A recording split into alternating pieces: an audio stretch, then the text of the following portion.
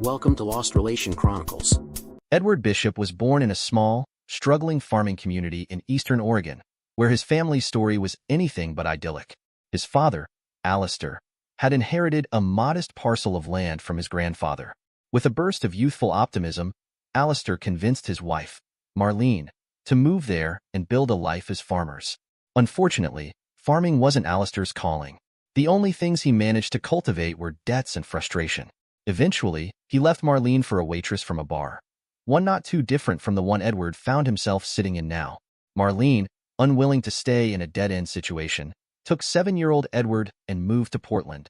She divorced Alistair but chose to keep Edward's surname as a reminder of his father's legacy, for better or worse.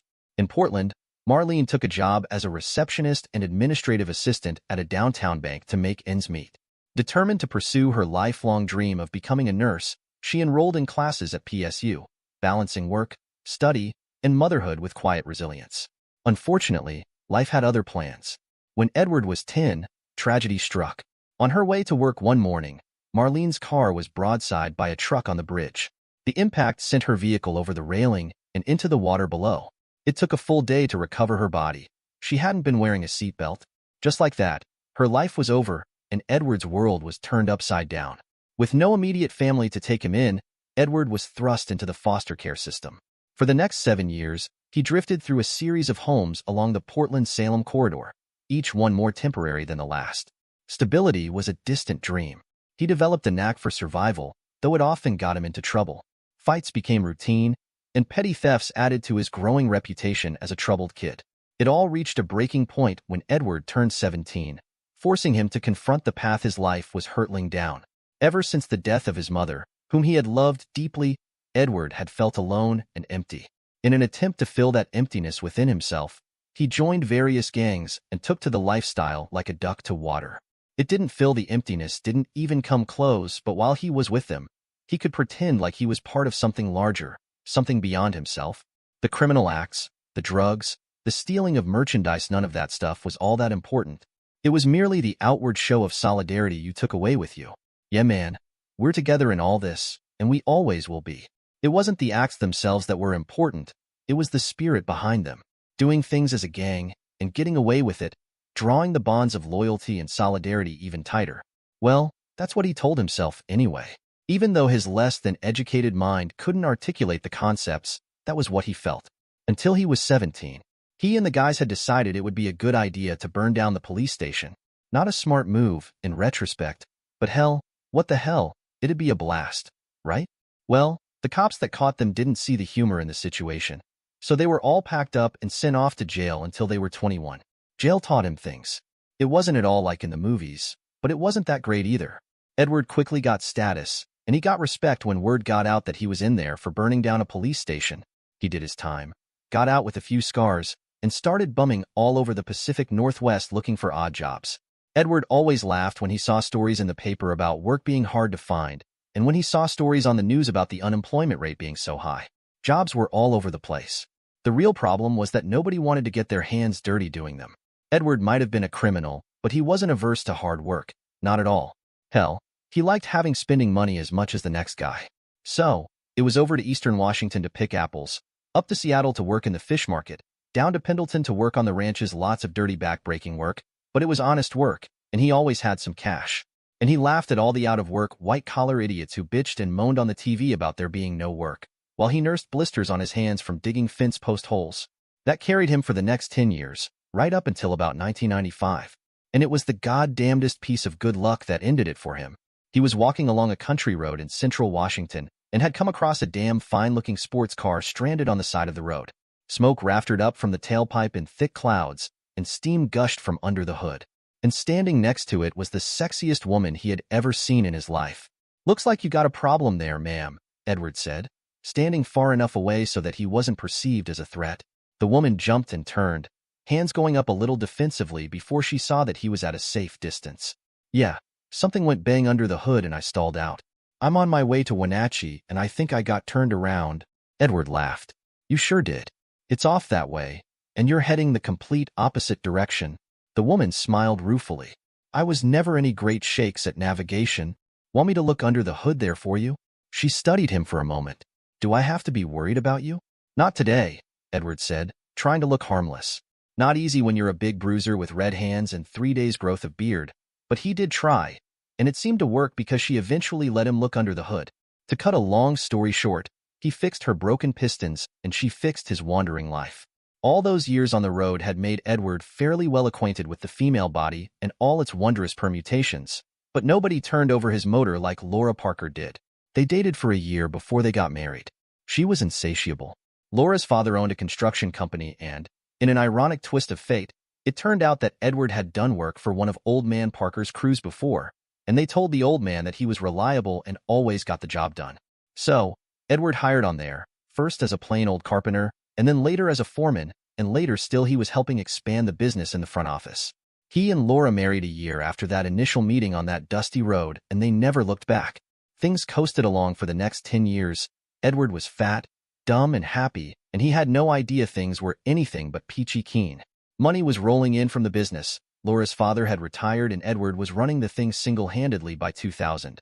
And they were trying for kids, but not having much luck. And then an overheard conversation changed it all. Now, sitting at Sammy's Roadhouse and nursing his beer, Edward thought back to the day, just 2 days ago, when he first realized his Laura was a cheating 304. It was an ordinary day, as so many days when momentous events occur are. Edward got up, made love to his wife, had his shower, drank his coffee, kissed his wife goodbye, and headed for the office tower his construction business was based out of. It had sure come a long way from the old rundown trailer it had started out in. Things went along until about 10 in the morning when Edward got up to get a cup of coffee from the break room. He was just about to step through the door when the sound of his wife's name stopped him cold in the hallway. "Does Edward know about Laura?"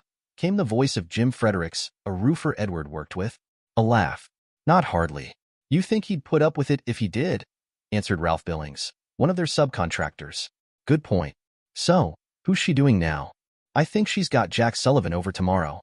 Boss says he's going out of town to Portland." Another laugh from Ralph.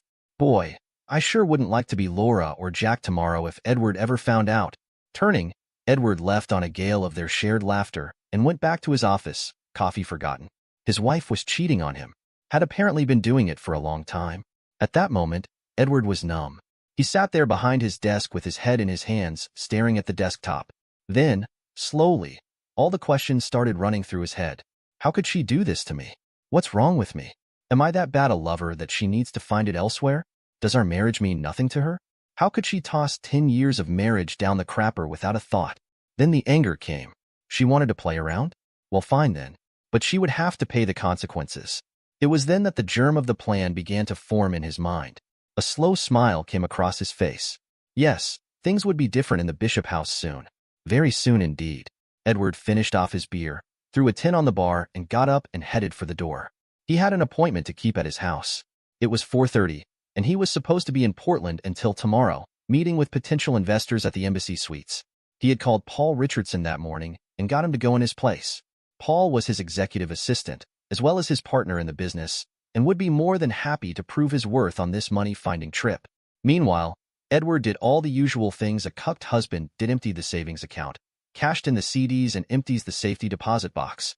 Luckily, they had a prenuptial agreement, or Laura would get half the business.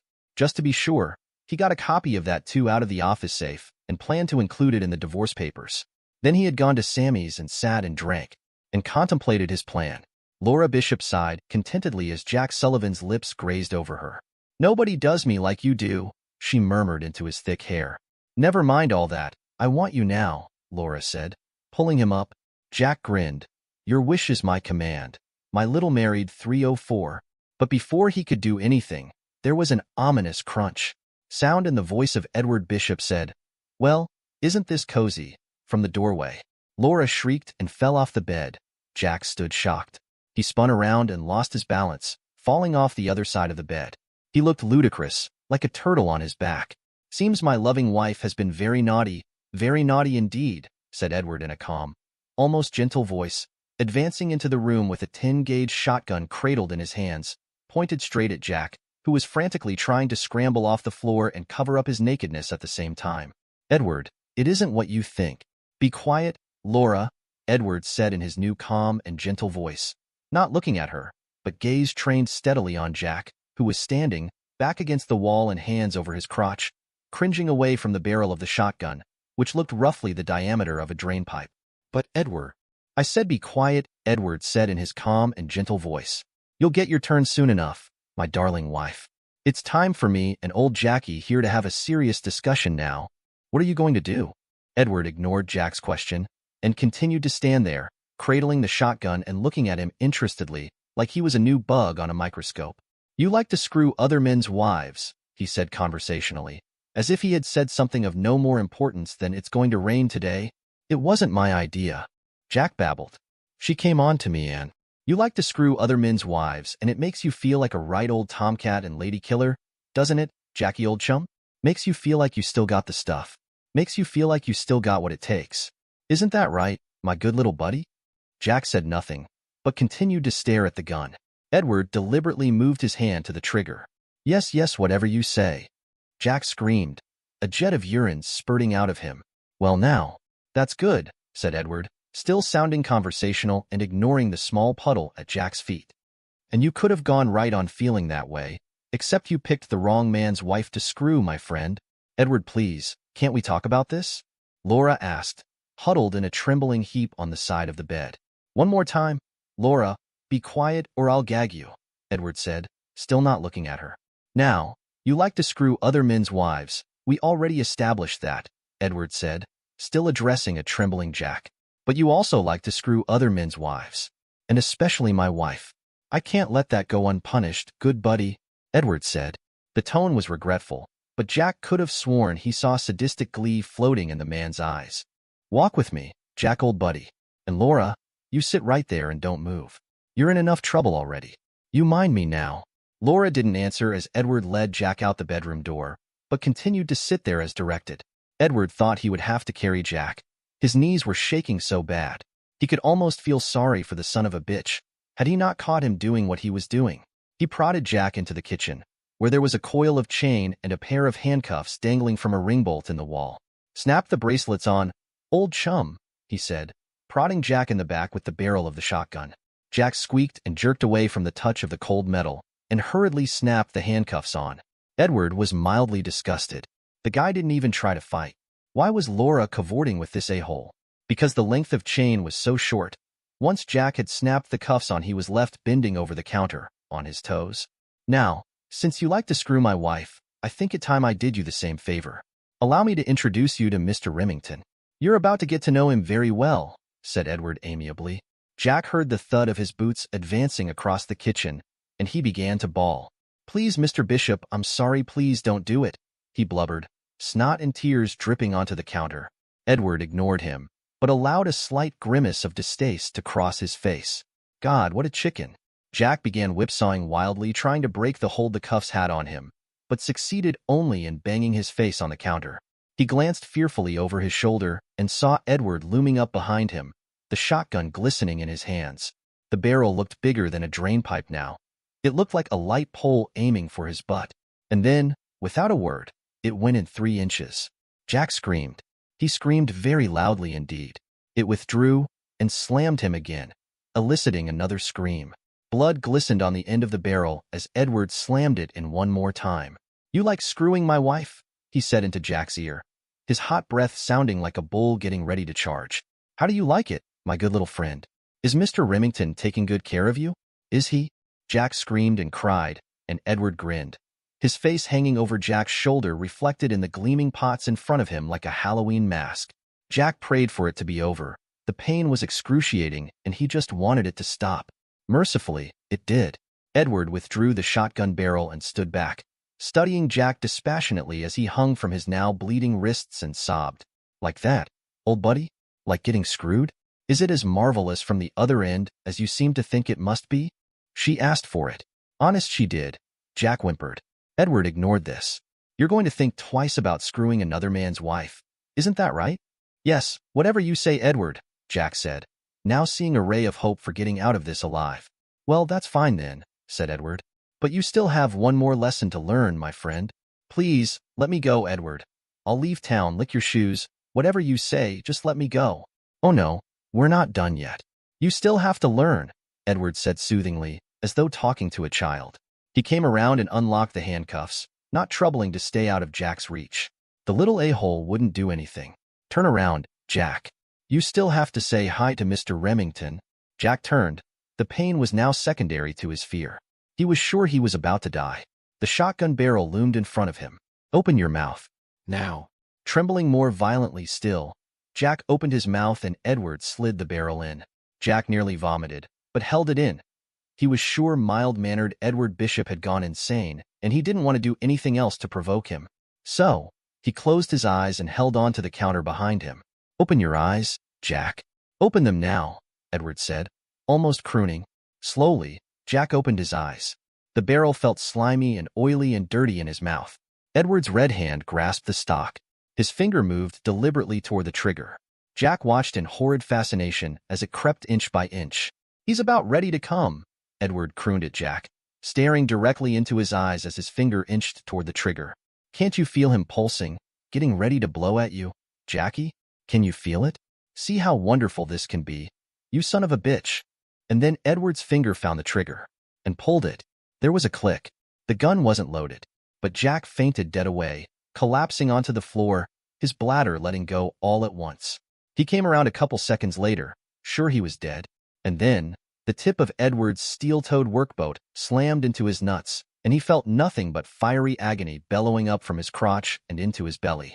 Get out of here once you got your wind back, Edward said, administering one final savage kick to Jack's ribs. If I still find you here once I get back from dealing with my loving wife, I'll load the gun for real and shoot me a trespasser. Jack nodded as best he could and crawled toward the door. He was still naked, but all he wanted right then was to get away from this madman. Edward turned away from the writhing mass on the floor and headed deliberately for the stairs. He had a loving wife to visit. Laura was still sitting there on the side of the bed. She had heard Jack's screams echoing up the stairs, but hadn't dared move. In all the years she had been married to Edward, she had never once been afraid of him. She was terrified now. Edward stood and leaned against the closet door, as far away from Laura as he could get. Why, was all he said. What did you do to Jack? Laura asked. You're in no position to ask questions. Why did you cheat on me? Laura started crying at the pure venom she heard in his voice. Edward, I love you. Can't we be reasonable about this? You brought a bunch of men into our house and screwed them on our bed, you bitch. Why did you do that? You answer my questions and maybe I'll think about answering yours. He didn't raise his voice and his biting words were all the more compelling for that. It was just sex. I just wanted something different. You weren't supposed to find out, she babbled, hunching in on herself. I never wanted to hurt you, Edward, honest. Well, that's just grand, isn't it? Edward said, pacing in a big circle and clenching his fists. You didn't want to hurt me, and I wasn't supposed to find out. You wanted to have your cake and eat it too, and who gives a shit if you toss our marriage down the goddamn drain? Isn't that right? Hell, you're not even sorry for cheating. You're only sorry you got caught. Laura could only sob. How could she tell him that it was the thrill of the chase, the excitement of strange men that motivated her? She loved Edward, she really did. But he could only give her so much. But Edward had figured it out, and he crushed all hope of reconciliation with his next statement. It's not even the sex for you, is it, Laura? I mean, Jack Sullivan? He's a stupid accountant. It's the cheap thrill for you, isn't that, right? Laura said nothing, but continued to cry. You disgust me, Edward said, slumping as though all the fight had gone out of him. He really had loved this woman once, would have done anything for her.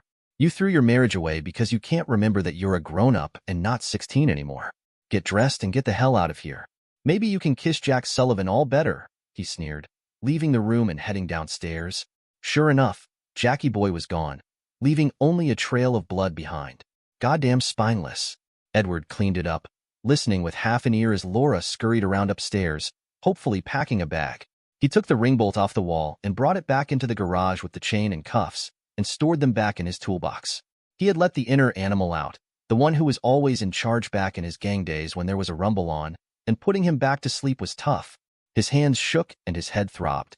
When he got back in, Laura was heading out the front door with a suitcase. She threw him a sad look, which he ignored, before closing it, more tears staining her cheeks. Stupid, faithless bitch. Edward never heard from her directly again. 3 months later, the divorce was finalized. Jack Sullivan had vanished, leaving Washington behind without a trace. Laura fled to California, and word reached Edward through his contacts that she had taken up the life of a biker groupie.